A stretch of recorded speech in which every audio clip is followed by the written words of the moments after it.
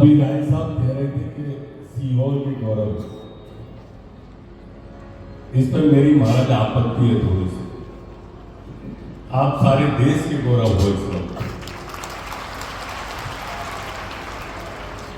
सारा देश इस आध्यात्म में ऐसा खोया हुआ है। मैं भी जब आप भोला सब दुख काटो मारा, अब ये आपके मुंह से निकले हुए शब्द आज पूरे देश की बहनों के, माताओं के, बेटियों के कंठ के अंदर रोज सुबह से प्रारंभ हो जाता है। लोग डूब जाते हैं भजन को। मैं मंदिर जाता हूँ तो सुनता हूँ, और अभी भी देख रहा था कैसे बहनें मेरी माताएं डूबी हुई। वो कहते हैं कण कण में तुझको ढूंढा, तेरा पता नहीं, और तेरा पता लगा तो फिर मेरा पता नहीं। ऐसे ऐसे लोग खोए हुए हैं महाराज, आप में ऐसे डूबे हुए।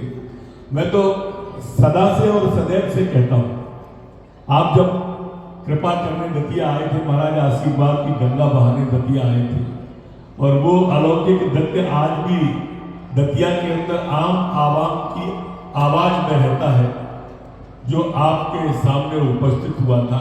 लाखों की भीड़, लाखों के भंडारे महाराज, और किस तरह से मंत्रमुग्ध होकर लोग सुनते थे। एक चम्मच नहीं हुई लाखों के भंडारे में। ये आपकी कृपा थी जो दतिया पे बरसती थी। मैंने उस समय कहा था कि हम संत को याद करें, ये भाग्य होता है। संत हमें याद करें, ये सौभाग्य होता है। हम संत के बीच में चल के जाएं, ये परम भाग्य होता है। और संत हमारे बीच चल के आ जाए तो ये महाभाग्य होता है। और इतने पे भी अगर हम नहीं समझें तो फिर ये दुर्भाग्य होता है। महाराज, बसंत में संत का सानिध्य मिल रहा है, इससे बड़ा कुछ हो ही नहीं सकता। हमारे यहाँ कहते हैं बसंत आता है तो पेड़ों के अंदर नई कोपलें आती हैं, नई पत्तियां आती हैं, और संत जब हमारे बीच में आते हैं तो नई सभ्यता आती है, नई संस्कृति आती है, नए संस्कार आते हैं। महाराज, वर्तमान दौर में इतनी अधिक और महती आवश्यकता है आप जैसे संत की इस देश को, जो सनातन की धर्म ध्वजा को उठा करके पूरे राष्ट्र के अंदर विचरण कर। क्योंकि लगातार जो लोग हैं, कुछ ऐसे तत्व हैं, खास करके हम लोगों के ही जो जयचंद्र हैं, वो लगातार सनातन पर प्रहार करने की कोशिश कर रहे हैं।